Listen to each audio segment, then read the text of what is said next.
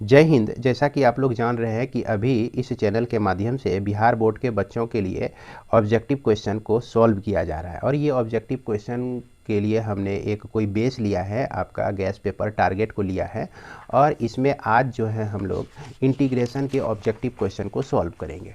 तो पिछले वीडियो में ठीक इसके थर्ड लेक्चर में टारगेट फोर्थ लेक्चर में हमने आप लोगों को समाकलन का यानी इंटीग्रेशन का 1 से लेकर क्वेश्चन नंबर 40 तक का सॉल्यूशन बताया था। तो आज इस वीडियो में हम क्वेश्चन नंबर 41 से लेकर ये 55 तक का सॉल्यूशन देखेंगे। तो आइए हम लोग देखते हैं क्वेश्चन नंबर 41 को। तो 41 में हमारा जैसा कि इंटीग्रेशन cos x dx दिया गया है, तो आपको याद होगा कि इसका जो फॉर्मूला होता है इसके हिसाब से आपका sin x प्लस के आता है।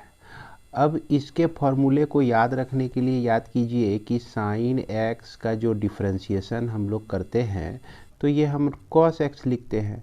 ठीक उसी तरह से अगर cos x का अगर हम इंटीग्रेशन कर दें तो ये हमारा हो जाता है sin x के बराबर। और चूंकि इंटीग्रेशन में हम एक कांस्टेंट हमेशा ऐड करते हैं तो ये sin x प्लस के हो गया। अब sin x प्लस के जो है आपको यहाँ ऑप्शन सी में देखने को मिल रहा है। इसके बाद क्वेश्चन नंबर 42 में आप देखिए ये आपका cosec स्क्वायर x dx दिया गया है। तो इसका इंटीग्रेशन जो होता है माइनस कॉट x हो जाता है और इसके साथ प्लस के कर दीजिए, क्योंकि कॉट x को अगर आप डिफरेंशिएट करते हैं तो इसका डिफरेंशिएशन जो होता है माइनस कॉसेक स्क्वायर x होता है। अब निश्चित रूप से इसको अगर आप इंटीग्रेट करते हैं कॉसेक स्क्वायर x dx को तो ये वैल्यू जो आपको मिलता है माइनस कॉट x के बराबर मिलता है प्लस के बराबर।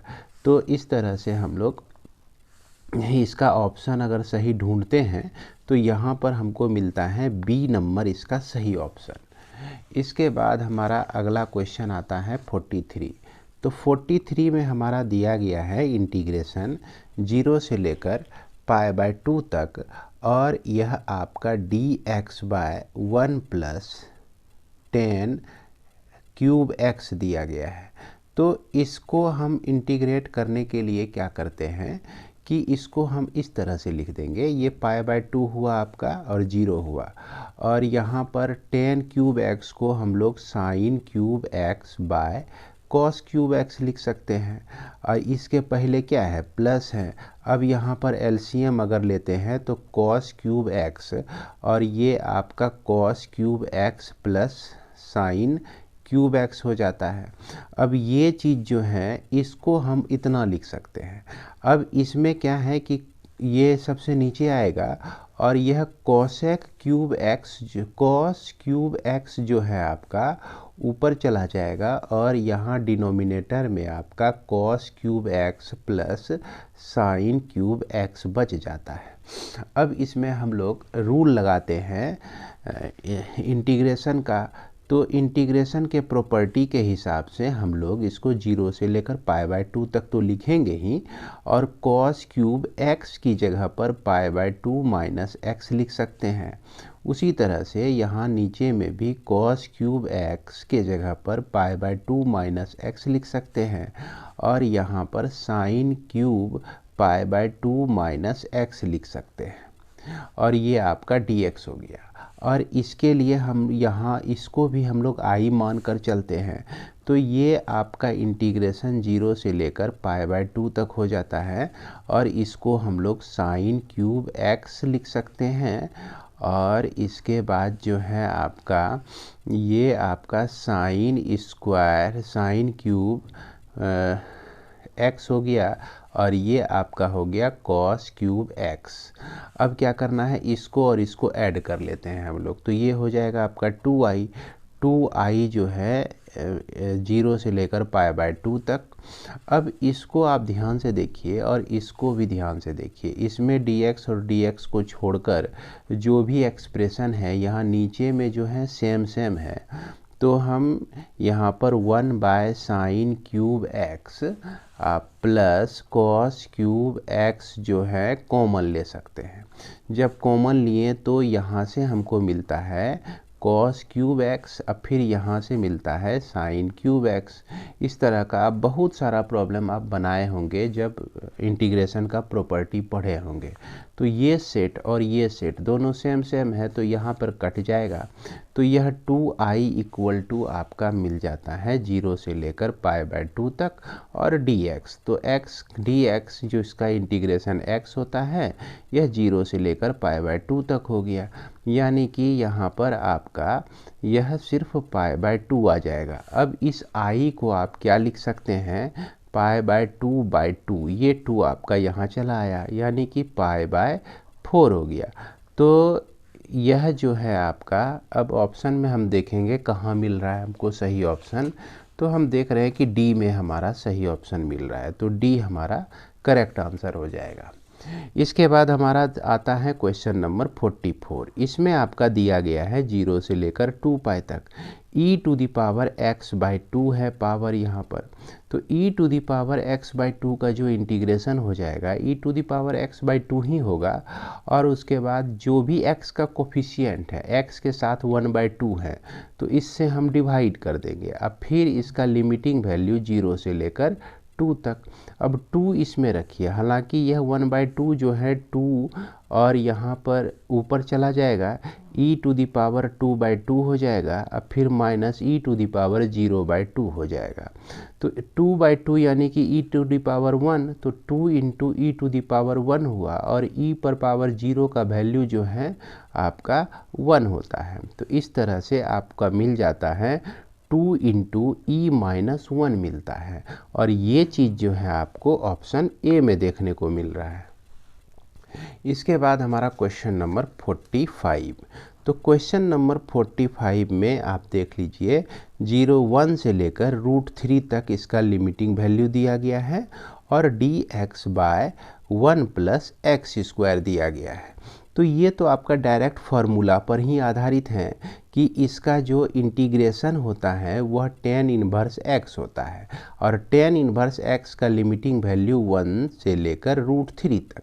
तो पहले हम लोग √3 रखेंगे तो tan इन्वर्स √3 लिखेंगे, अब फिर उसके बाद 1 रखते हैं तो tan इन्वर्स 1 लिखते हैं। अब यहाँ पर tan इन्वर्स √3 को हम लोग कैसे सॉल्व करें, तो tan इन्वर्स tan इसको हम लोग लिख सकते हैं π/3 लिख सकते हैं। 60 डिग्री पर जो है इसका वैल्यू tan का वैल्यू √3 होता है और π/3 का मतलब हुआ 60। अब फिर उसके बाद tan इन्वर्स लिखेंगे और tan π/4 लिखेंगे, तो π/4 यानी 45 डिग्री और 45 का वैल्यू 1 होता है। तो इसमें क्या हुआ कि आपका π/3 माइनस π/4 हो जाता है, और इसको आप सॉल्व कर दीजिए, इसका एलसीएम 12 और ये 4π माइनस 3π हो गया, यानी कि π/12 इसका आंसर आता है।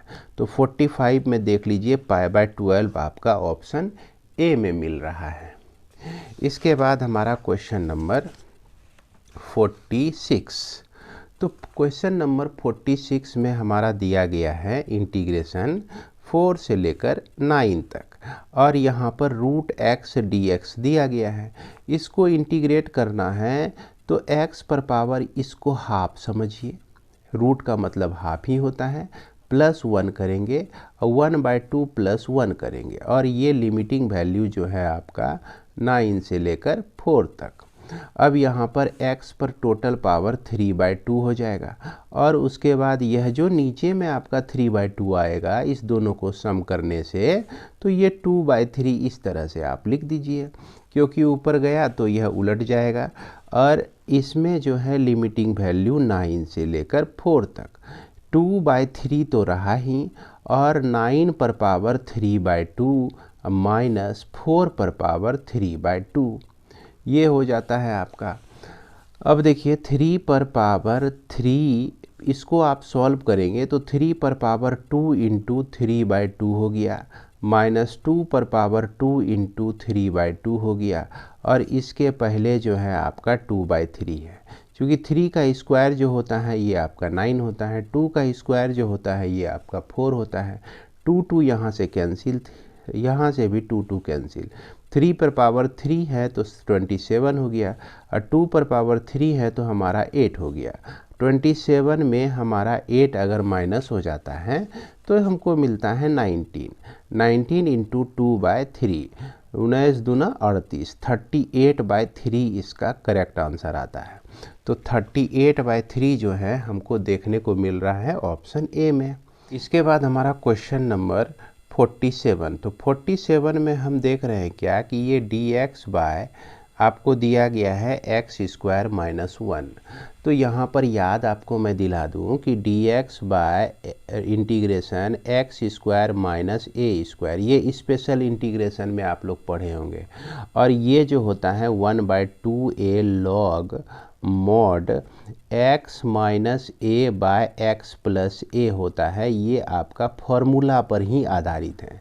यहाँ पर देख लीजिए, ये जो फॉर्मूला है इसमें हमारा a के जगह पर 1 है, ठीक उसी तरह से हम लोग लिख देंगे 1/2 × 1 लिखेंगे, फिर log लिखेंगे, अब फिर x - 1 एक बार लिखेंगे और एक बार x + 1 लिखेंगे। तो यही हमारा आंसर होता है, जो कि हमको ऑप्शन बी में देखने को मिल रहा है। कहाँ देखने को मिल रहा है? बी में देखने को मिल रहा है। इसके बाद हम लोग चलते हैं क्वेश्चन नंबर 48 में। तो यहाँ पर क्वेश्चन नंबर 48 है ना, ये आपका क्वेश्चन नंबर 48। तो 48 में हम देख रहे हैं कि dx बाय x² + 4 है, तो 4 को हम लोग 2 का स्क्वायर लिख सकते हैं, और ये डायरेक्ट फार्मूला पर ही आ गया है। ये फार्मूला आपका कहता है कि x² + a² अगर रहे तो इसको हम लोग 1/a लिखते हैं, और यहाँ tan इन्वर्स x/a लिखते हैं, प्लस के डाल देते हैं। तो इसी के आधार पर 1/2 लिखेंगे, और फिर tan इन्वर्स लिखेंगे, x/2 लिख देंगे, और यही चीज़ ढूंढ लेंगे कि कहाँ पे है। तो ये चीज़ आपको कहाँ पे मिल रहा है? सी में मिल रहा है। इसके बाद क्वेश्चन नंबर 49, ठीक उसी तरह से यह भी प्रॉब्लम है आपका। dx बाय x² + 16 दिया गया है, तो इसको हम लोग 4 का स्क्वायर लिखते हैं, और इसी फॉर्मूले पे हम लोग बिठा देते हैं। तो क्या लिखेंगे? 1/4 लिखेंगे, और tan इन्वर्स भी लिखेंगे, x/4 + k हो जाएगा आपका। इसके बाद हमारा क्वेश्चन नंबर 50। तो क्वेश्चन नंबर 50 में देखिए इंटीग्रेशन, ये आपका cos 2x - 1 है, यानी 2 थीटा, और cos 2 थीटा + 1, और ये आपका d थीटा यहाँ पर दिया गया है। तो इसको सॉल्व करने के लिए हम लोग क्या करते हैं कि हम लोग जानते हैं कि 1 - cos 2 थीटा जो होता है 2 sin² थीटा होता है, और 1 + cos 2 थीटा जो होता है 2 cos² थीटा होता है। यहाँ 2 थीटा रहेगा तो यहाँ थीटा रहेगा। अंतर सिर्फ इतना है कि 1 को माइनस कर दिया है, इसको उल्टा दिया है, तो इसको उल्टाएंगे, माइनस से मल्टीप्लाई करेंगे तो ऑटोमेटिक उलट जाएगा। तो यहाँ पर हमको क्या मिल जाएगा? -2 sin² थीटा मिल जाएगा, अब बाय 2 cos² थीटा मिल जाएगा, और ये आपका d थीटा हो गया। ये दोनों आपका कैंसिल हो गया। कैंसिल होने से माइनस में इंटीग्रेशन आपका tan² थीटा d थीटा मिलता है, और tan² को हम लोग sec² थीटा -1 लिख सकते हैं। क्या लिख सकते हैं? sec² थीटा -1, और ये आपका d थीटा हो गया, और इसके पहले माइनस में इंटीग्रेशन है। और sec² थीटा का इंटीग्रेशन जो होता है आपका tan थीटा होता है, और 1 का इंटीग्रेशन जो हो जाएगा आपका थीटा हो जाएगा, और इसके पहले माइनस भी आ जाएगा, प्लस के हम लिख देंगे। तो फाइनली हम लोग देखते हैं क्या कि थीटा माइनस माइनस प्लस हो गया, अब फिर -tan थीटा हो गया, अब प्लस के हम लोग यहाँ पर लिख सकते हैं। अब ये ऑप्शन जो है क्वेश्चन नंबर 50 में आपको देखने को मिलेगा, सी में देखने को मिलेगा। तो उम्मीद करते हैं कि आप लोग इसे भी समझ रहे होंगे। इसके बाद हमारा क्वेश्चन नंबर 51। तो 51 में हम लोग देखते हैं कि यह 0 से लेकर 1 तक है, और dx बाय 1 + x का स्क्वायर, और यहाँ पर इसका वैल्यू निकालना है।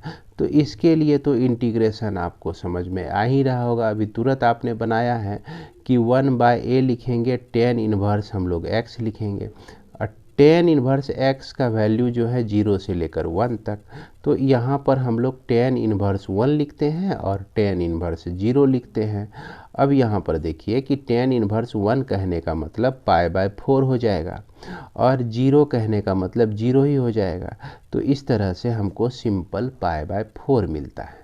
अब ये चीज़ तो आपको समझ ही रहेंगे कि 1 के जगह पर हम टेन क्या लिखेंगे, 45 डिग्री, और टेन 45 लिखेंगे तो 45 को π/4 भी लिख सकते हैं, और उसके बाद टेन इन्वर्स टेन एक दूसरे को कैंसिल कर देगा तो सिर्फ π/4 बच जाएगा। तो क्वेश्चन नंबर 51 का करेक्ट आंसर जो है ये बी हो जाएगा, π/4 हो जाएगा। इसके बाद हमारा क्वेश्चन नंबर 52, तो इसमें आप देख रहे हैं क्या इंटीग्रेशन e⁻x है और यहाँ पर आपका cot x दिया गया है और प्लस log sin x दिया गया है, तो यहाँ पर आपका dx है। अब यहाँ पर देखिए कि अगर log sin x आपका है, इसको आप डिफरेंशिएट करते हैं तो आपको मिलता है cot x मिलता है ना, यानी कि ये आपका एक फंक्शन हो गया और ये जो है cot x इसका डेरिवेटिव हो गया और इसके साथ e⁻x जुड़ा हुआ है।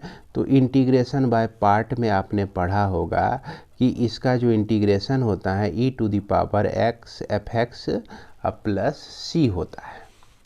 तो ठीक उसी तरह से यहाँ भी हमारा इसका इंटीग्रेशन e⁻x और fx के बदले में हमारा log sin x दिया गया है, अब प्लस k हम कर देंगे।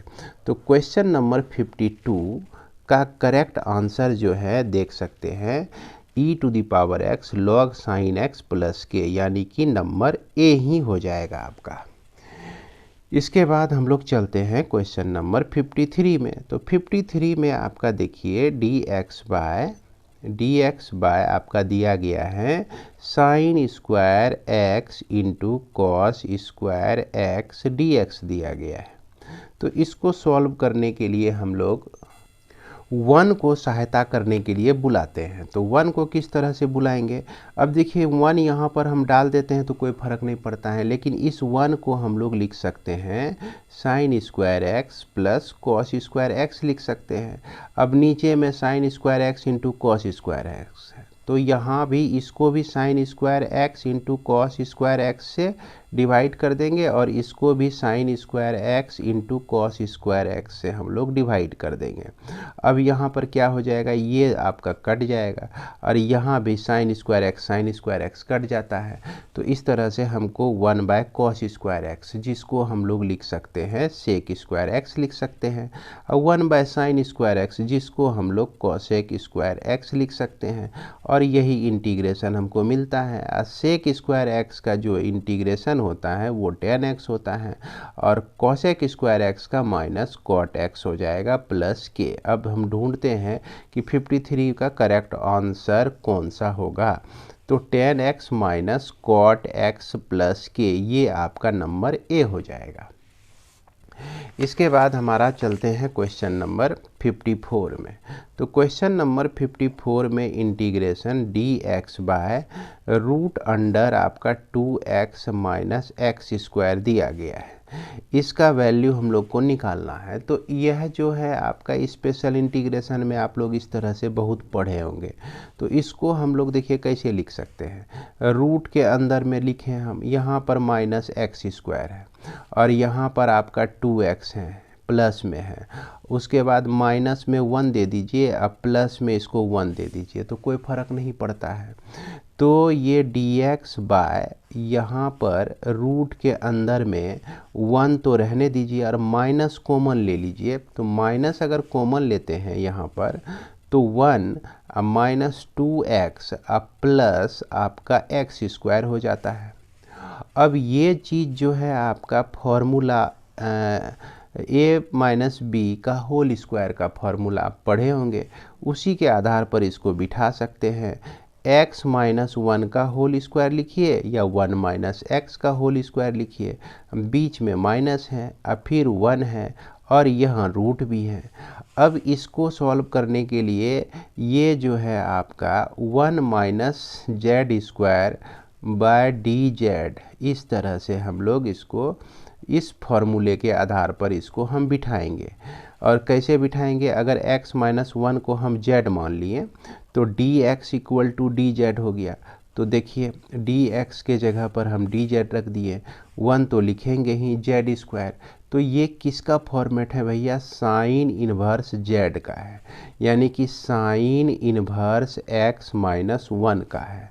अब प्लस के, तो अब यहाँ पर देखते हैं हम लोग sign inverse x minus 1 plus के कहाँ पर है।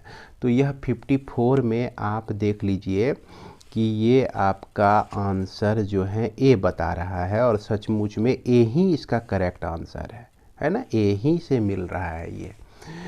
अब जो है यहाँ पर आपका क्वेश्चन नंबर 55, तो क्वेश्चन नंबर 55 में इंटीग्रेशन एक्स स्क्वायर है और साइन एक्स का क्यूब dx आपका दिया गया है। तो मेथड ऑफ सब्स्टिट्यूशन हम इसमें यूज करेंगे, यहाँ पर पुट कर देंगे एक्स क्यू को z या t पुट करेंगे। तो ये आपका 3x का square dx equal to d z मिलता है। अब यहाँ एक्स स्क्वायर dx को आप डी जेड बाय 3 लिख सकते हैं। तो चलिए अब इसको कन्वर्ट कर देते हैं, dx भी है और एक्स स्क्वायर भी है, यानी ये दोनों है। इस दोनों को मिला के हम लोग क्या लिख सकते हैं, डी जेड बाय 3 लिख सकते हैं। इसके बाद साइन एक्स क्यूब है, यानी कि साइन हम लोग जेड लिख सकते हैं। तो ये 1/3 तो बाहर चला आया, साइन जेड डी जेड आपका हो गया। तो इसका जो इंटीग्रेशन होता है आपका माइनस कॉस जेड, तो माइनस कॉस जेड 1/3 हो गया। अब प्लस हम लोग लिख देंगे के। तो अब ढूंढते हैं कि भैया ये माइनस 1/3 कॉस जेड के लिए हम लोग क्या माने हुए हैं, एक्स क्यूब। अब प्लस के हमको कहाँ मिलता है, तो ये चीज़ हमको मिलता है किस ऑप्शन में, ये आपका सी में मिलता है ना। कहाँ पे मिलता है, ये आपका सी में मिलता है, minus 1/3 cos x cube plus C मिलता है। तो इसी के साथ हम लोग इस वीडियो को विराम देते हैं और मिलते हैं हम लोग नेक्स्ट वीडियो में। जय हिंद, जय भारत।